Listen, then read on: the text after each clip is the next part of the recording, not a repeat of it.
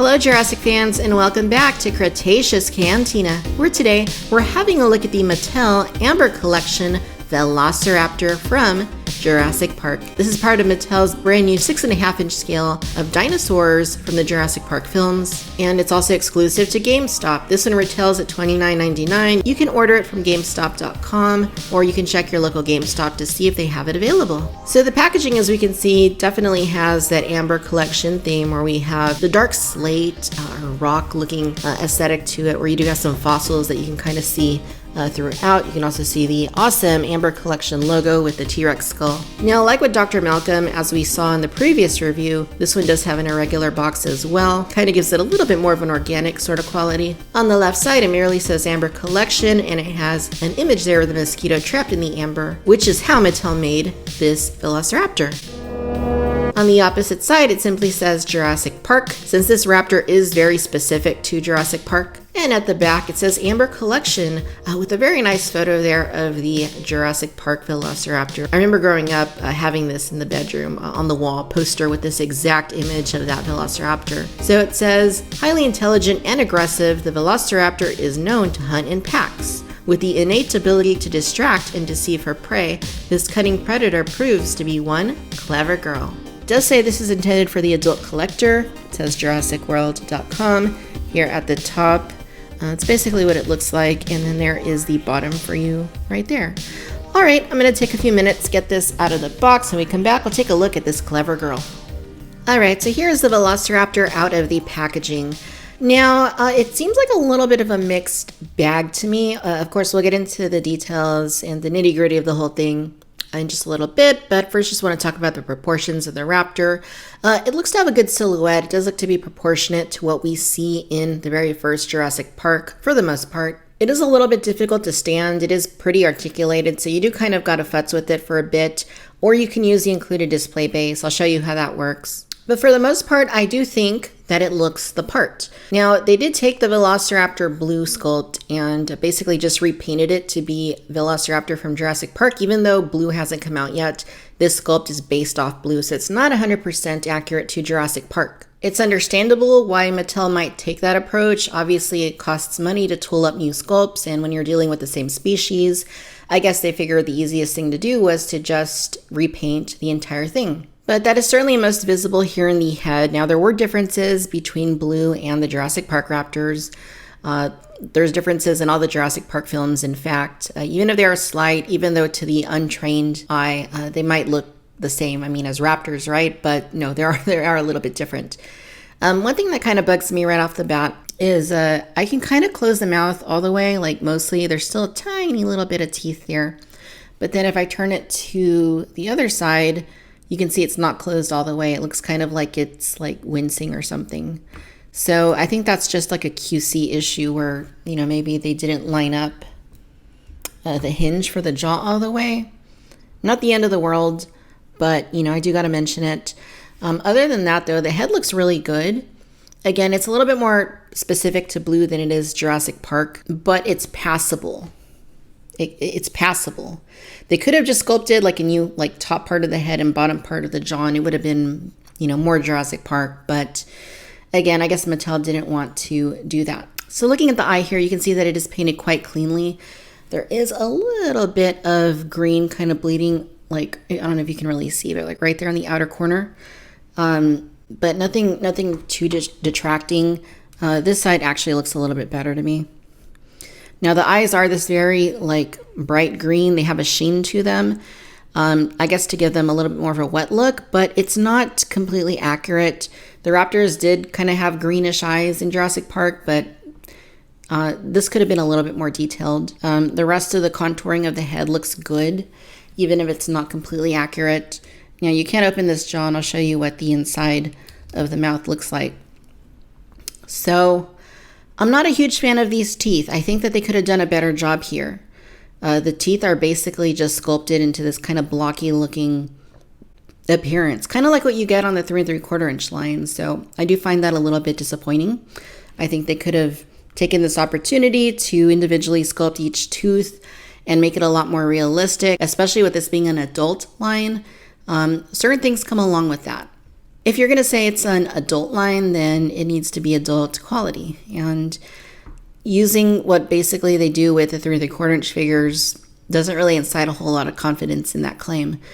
The inside does look good. I do appreciate that it's not just all the same color. Like if you look at the roof of the mouth, they painted it and there's different shades of pink. Same with the tongue. However, those colors they used are just way too bright.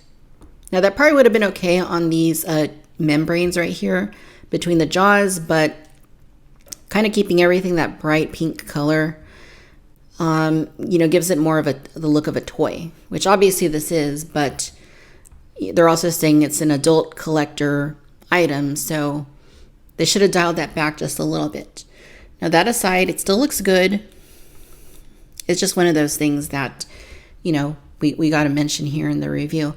Now the rest of the sculpt does look very good. Like I said, even though it's based on blue, it is very detailed.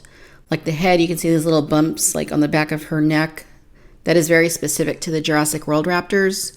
The sculpting on the head is really good. There's a lot of nice little detailing in here. The skin looks really good.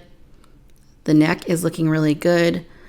And even the arms, very nice sculpted detail. Not the sharpest detail. I feel like the hands are a little bit soft, but it is still detailed nonetheless. The legs look very good. Some nice texturing going on here. The legs right here also look good. So do the feet. And then the tail also looks really good. Now this is a soft tail, so it is posable. I'll show you how that works in just a minute. But yeah, it's sculpted very nicely for the most part. Even if it doesn't have the most defined detail on it, it still looks very good. So probably the biggest issue I have with this is going to be the coloring. It's supposed to be accurate to Jurassic Park, and I see where they were going with it. I think they kind of captured the spirit of the Jurassic Park coloration, but it's not there. The coloring is a little bit too dark, especially here on the back side. That's just way too dark. Now, if you look at reference photos from the film, if you look at like the Stan Winston maquette, or even the upcoming Chronicle Collectibles Velociraptor that they're doing, that is a lot more film accurate to Jurassic Park. I would have liked to have seen that color scheme implemented here to make it, more film accurate. What they did here looks good. It looks detailed. It just doesn't look accurate to the film. So there is some very nice blending going on here. Now, I will say that I think they captured the spirit of the coloration. So darker, more of this medium sort of brown, and then it gets into this lighter grayish brown on bottom. Very nice blending, very nice gradient. You can see the shadowing here is nicely done. The highlighting is nicely done. They did a good job at that. They just didn't do a great job at capturing the Jurassic Park coloration. It should have stripes going all along the body. You can kind of see them here on the tail a little bit, but that's kind of the extent of it. There's no stripes on the rest of the body. So yeah, you can see them right there. Those should be along the entirety of her back, and they're not. So I do find that disappointing. Let's go ahead and talk articulation. So this is one of the areas I think where this raptor is going to shine is with the articulation. Now, I did mention how you can open the mouth. Now, both of these, the top and the bottom are hinged, so it actually opens quite wide like that. We never saw it open that wide in the film, but it is nice that you can do that. Here at the head, you can see that this is glued on right there. This back part can move a little bit, but not really that much. So I'm kind of confused why they even needed to add that joint there, because you're not going to really get any movement out of it. Now, the bottom part of the neck actually does get some good movement, and you can move it up quite a bit. You can move it down a good bit, and you can go back and forth. You can also tilt it back and forth. So that is really nice. I really like that. The shoulders are an insert molded connection, so they go out. You can rotate them forward. Same thing here at the elbows. Now these do go up a little bit more than 90 degrees. You can move them straight out, rotate, and then same thing at the wrist. So if you want to pronate them like they are in the film, you can do that. And of course they do spin as well. So, that's good. No complaints there. Now the legs are quite similar to what we get in the 3 3/4 inch line, because they don't go out all the way, but they do go out a little bit. Obviously, this raptor doesn't need to do a full split, so I'm okay with that. You can also move them forward So it is pretty tight to do that. You can move them forward, you can move them back. I guess it's mostly that other leg that is kind of tight. Here at the knees, you do have joints, so you can move it down, you can move it out, forward, and you can rotate it. Same thing here with more of this ankle sort of joint, so really good movement there. And then right here at the foot, you can do the same thing. In addition to all of that, you do have articulated sickle claws. So those two go down and they go up. Now it's not the entire toe that moves, it's actually just the claw that does that. So that's cool. I can dig that. There's a hole in the bottom. I'll show you why that's there. But then the tail is also nicely jointed as well. So you can move it down quite a bit. You can move it up, side to side. You can rotate it. I like that. And again, it is a soft tail, so it is posable. If you want to bend it, you can do that. If you want to bend it up or move it to the side, you could do that. The only problem is that the tip of the tail does not have the wire in it. So you can't pose the tip. And I find that very frustrating because you're never going to get the tail looking straight. It's never going to be like perfectly straight like in the films. So that does bother me quite a bit. Now the Raptor does come with a display base. You can see here that it is basically just your Amber Collection style base. So it's a clear, bright yellow plastic, and you have the JP logo. You also get this little clear stand. So basically this is going to get plugged in here like that. And you can hinge this top part of the base. And then you can take your figure and then insert the peg into that little socket right there on the back of the Raptor. So once you do that, that will help you to stand the Raptor or put it on display. Again, the Raptor doesn't need the base in order to stand. It is kind of there for more your peace of mind or extra stability, but it's not completely necessary. And I have heard a few people say that it looks like the Raptor is standing in a puddle of its own excrement. So yeah, I guess that could look like that, especially if you have it outside in the grass or something using the display base. But, you know, I'm glad they're playing up the amber theme. That is a very critical component of the first film. I love that first film. This is nice. It's not completely accurate to Jurassic Park, which is the biggest letdown about this Raptor, because I don't know that they're going to go back and redo it so that it's more accurate. But for what they did, I appreciate it. I think it looks nice. It just doesn't look exactly Jurassic Park screen accurate. I will also say that this doesn't stay in very well. Like, it doesn't really lock in place. So if you start spinning it around, it comes out. And same with this. This doesn't really plug in all that well into the torso. So that could have been engineered just a little bit better. Here's a comparison of the Velociraptor next to Dr. Malcolm. Now, I did mention this in the previous review in which we looked at Dr. Malcolm, but I feel like the Raptor is a little bit undersized. I don't know if it's more in scale with 6-inch figures, whereas Dr. Malcolm is a 6.5-inch scale figure, but it does feel a little bit undersized in my opinion. Nonetheless, they do look good together. I think as an individual product, Malcolm is a superior release. They just did a better job in the execution. I like the Raptor. It's just not quite where it needs to be in terms of authenticity, in terms of size, and in terms of some of the issues I had with like the teeth and the tail not being able to be straightened out, things along those lines. But if you're getting one, you're probably going to need the other to go along with it. Here's also a comparison with one of the Creative Beast Studio, Beasts of the Mesozoic Raptor series. This is the Lynn Raptor. And I think you kind of got to credit Dave Silva for making something like this happen.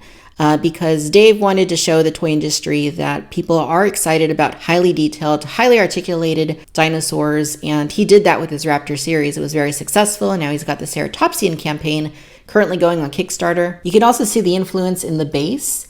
The Lynn Raptor does have a display base with a plastic rod coming out of it. I like this setup better than I do with the base and rod that came with the Amber Collection Raptor.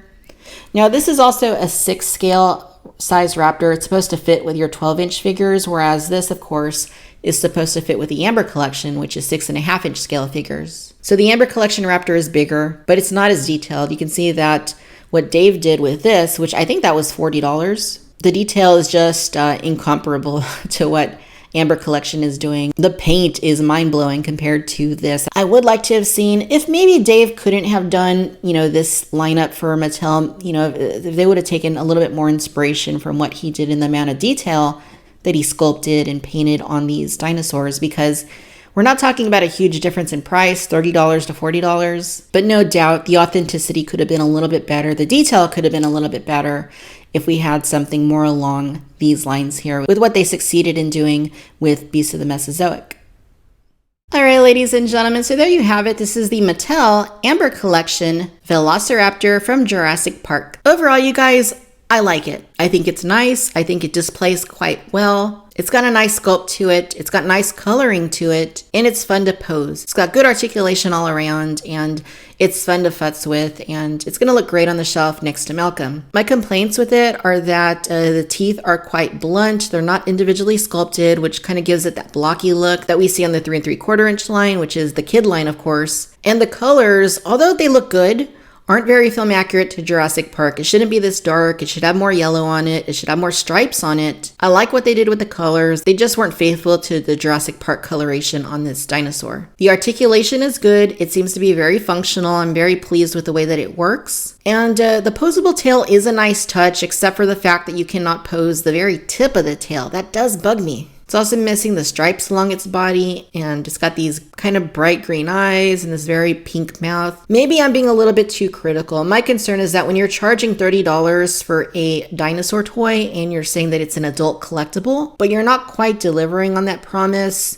then maybe you shouldn't be saying it's an adult collectible. Maybe you should be offering it at a lower price point. I don't feel ripped off. I feel like $25 might have been a little bit more appropriate here. I just think that if you're going to charge $30 and make a claim about your product, then it needs to live up to that claim. This kind of falls short because it isn't as accurate as it should be. It doesn't have the accurate head. It doesn't have the accurate coloration. And there are some things about it that are a little bit too toy-like rather than adult collector-like. But that being said, I do enjoy it. I would be lying if I said I didn't. I do like it. I think Mattel did a nice job. It's just not quite where it needs to be. And I hope going forward, they work a little bit harder to make things a little bit more authentic to those films, because that's why we're all here buying the toys. We love those films. We want to see the authenticity. We want to see the realism. This product gets close to delivering on that front, but it does fall short. So just a little bit more work in improving some of those details could certainly make it more of an adult-oriented collectible.